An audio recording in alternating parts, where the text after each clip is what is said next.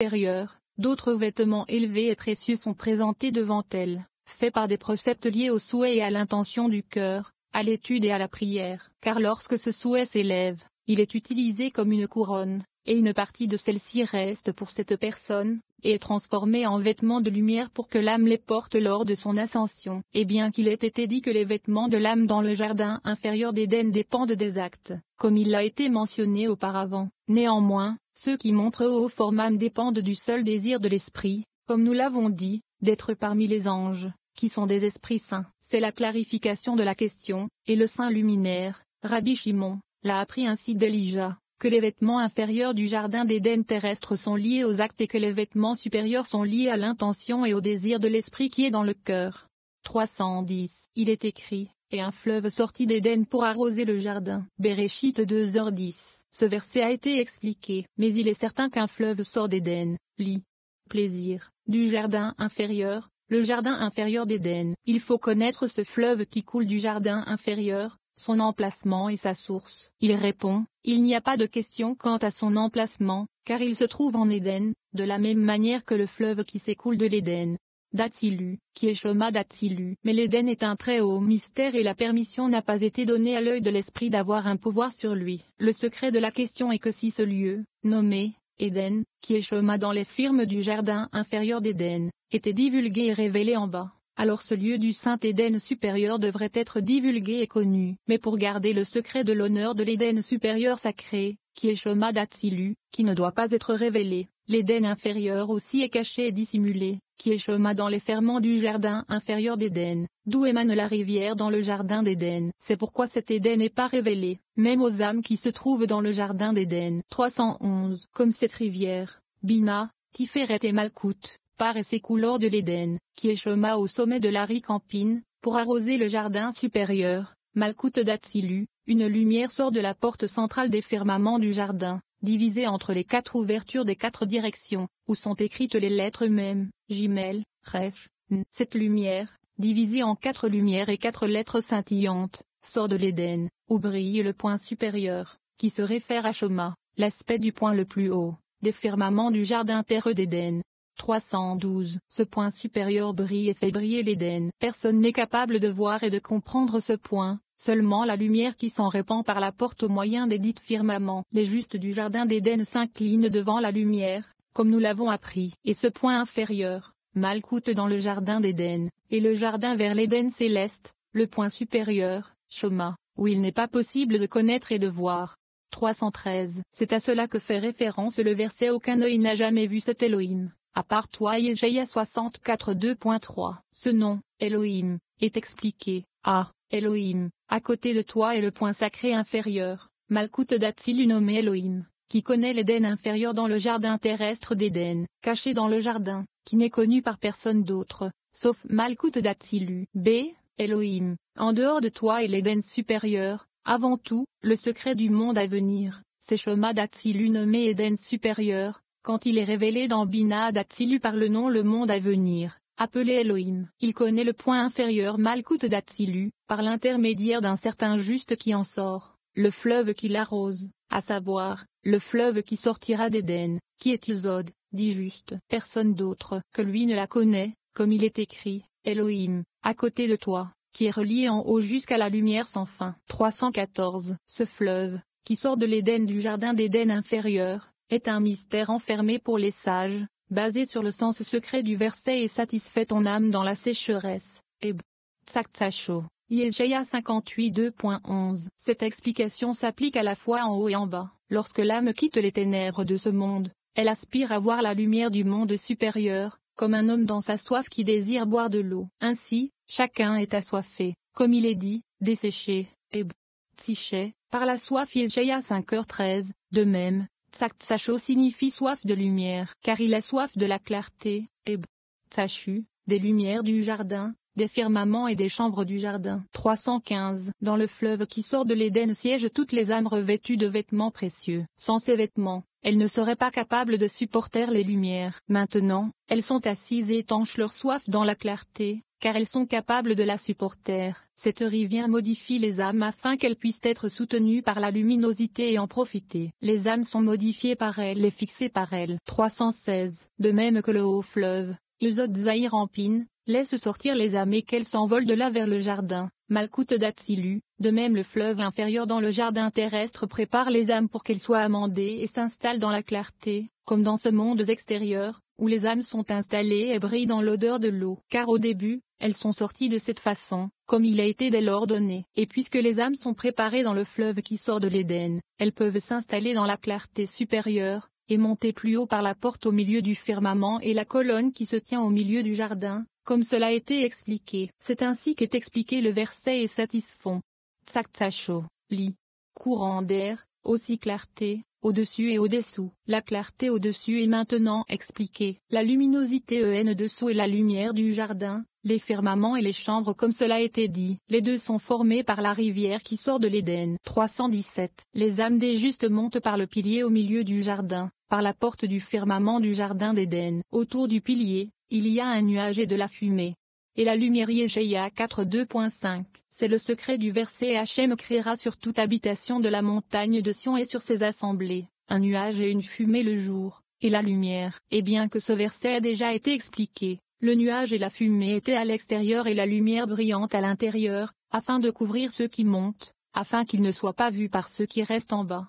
318. Ceci est un mystère secret. Lorsque le point, le jardin qui est Malkout de Bina de la terre d'Asia, appelé point, voulut être correctement fixé, et être orné le Shabbat et les fêtes et jours fériés, le saint, bénéficie soit-il, lui envoya les 4 faces de l'aigle. Elle se trouve sur le temple appelé Dror, de myrrhe pure, et Dror, Shemo 32.23. C'est pourquoi, au moment du jubilé, nous devons proclamer la liberté, comme le dit le verset et proclamer la liberté, et Dror, à tous ses habitants Veikra 25.2.10. Ces 4 aspects émettent un son, à savoir, ils proclament la liberté à tous les habitants du jardin, et personne ne l'entend, sauf les âmes dignes de s'élever. Et elles se rassemblent là, dans le temple de la liberté, et sont prises par les 4 aspects et mises à l'intérieur du pilier qui se trouve au milieu du jardin. 319. À ce moment-là, la colonne fait surgir de l'intérieur des nuages, du feu, de la fumée et une lumière éclatante. Ces 2 éléments, l'illumination de la liberté et des âmes, sont appelés la demeure de la montagne de Sion, et ces assemblées, au sujet desquelles il est écrit, et Hachem créera sur chaque demeure de la montagne de Sion, et sur ces assemblées, un nuage et une fumée le jour, et l'éclat d'un feu flamboyant la nuit. Yeshaïa 4:2.5. Car la demeure du mont Sion est l'amendement supérieur, lorsque le point inférieur est orné, ce qui concerne, c'est l'illumination de la liberté par les 4 faces de l'aigle de Héno. Et elles, les âmes, sont appelées par ce point à être parées. C'est-à-dire que ces âmes qui ont entendu l'appel de la libération, sont considérées comme ces invités appelés à elles. 320. Lorsque les âmes montent et arrivent à l'ouverture de ce firmament, alors ce firmament tourne 3 fois autour du jardin. De la douce voix qui provient de la rotation du firmament, les âmes qui se trouvent à la porte du firmament sortent et écoutent la douceur du firmament et voient le pilier par lequel elles sont passées, qui émet du feu, des nuages, de la fumée et une lumière vive. Ils s'inclinent tous en baissant la tête, puis ils montent par cette ouverture, jusqu'à ce qu'ils atteignent le cercle qui fait le tour de ce point, c'est-à-dire, dans le firmament qui tourne autour du jardin appelé point, qui est le secret de Shoma. Alors, ils voient ce qu'ils voient, ce qui concerne, ils recevant l'illumination de Shoma par le nom de la vue, de la joie et de l'allégresse causée par ce qu'ils voient, ils montent et descendent, s'approchent et s'éloignent, dans le secret de la course et du retour. Yeshezel 2.14. 321. Shoma, le secret du point suprême, les désirs et les décors de sa lumière. C'est-à-dire que les âmes qui se sont élevées jusqu'à lui deviennent lui comme Maïnuk 20, li.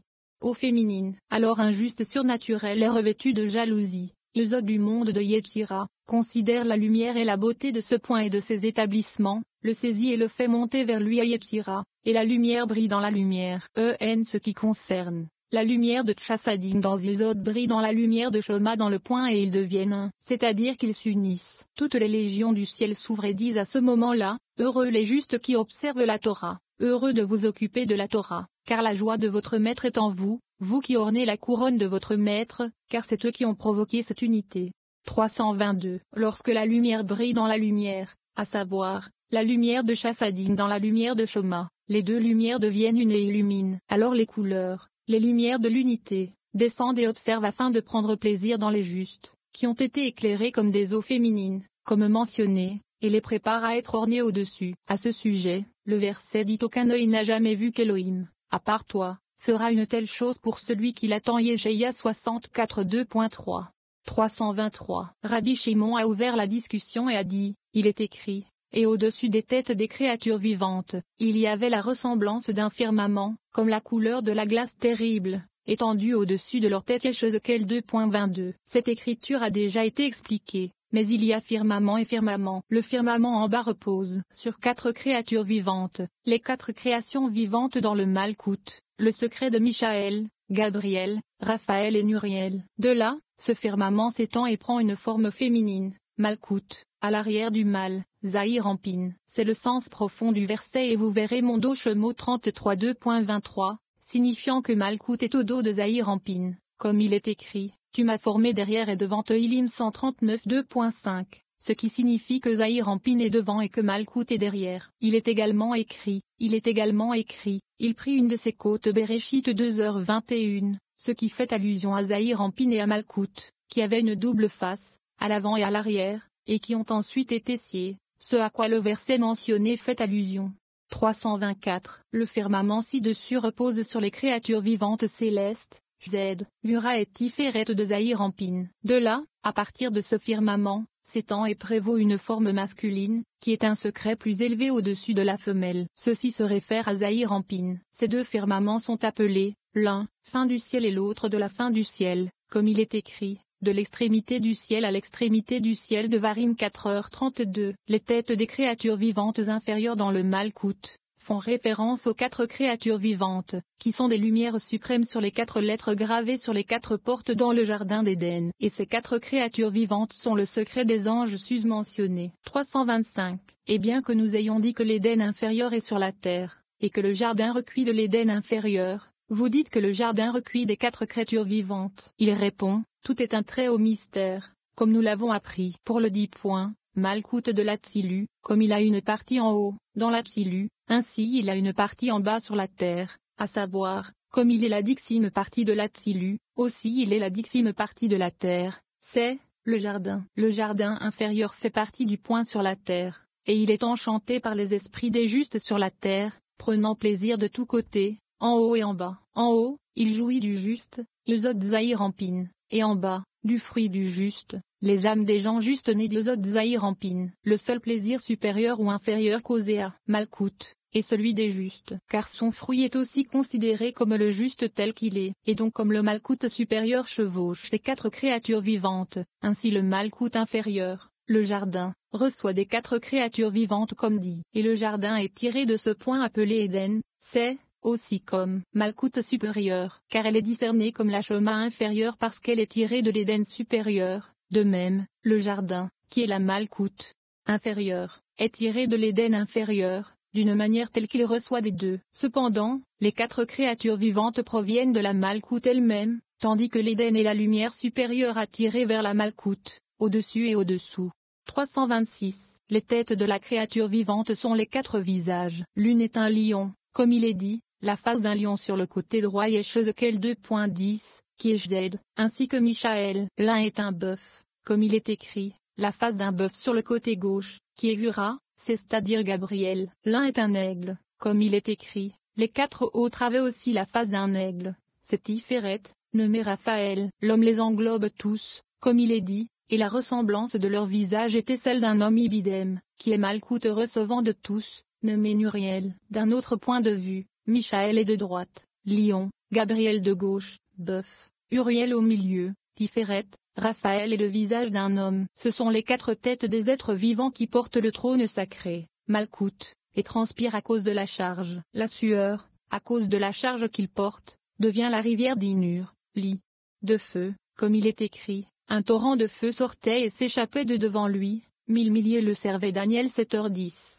327. Lorsque les âmes montent, elles se baignent dans le fleuve de feu et sont offertes en sacrifice, non pas consommée mais lavée. Viens voir la salamandre qui est née du feu. On en fait un vêtement qui n'est lavé que par le feu. Le feu ronge la saleté et le vêtement est lavé. Il en est de même de l'âme, faite par le feu pris du saint trône, Malkout, au sujet duquel le verset dit, son trône était des flammes ardentes. Ibidem 9.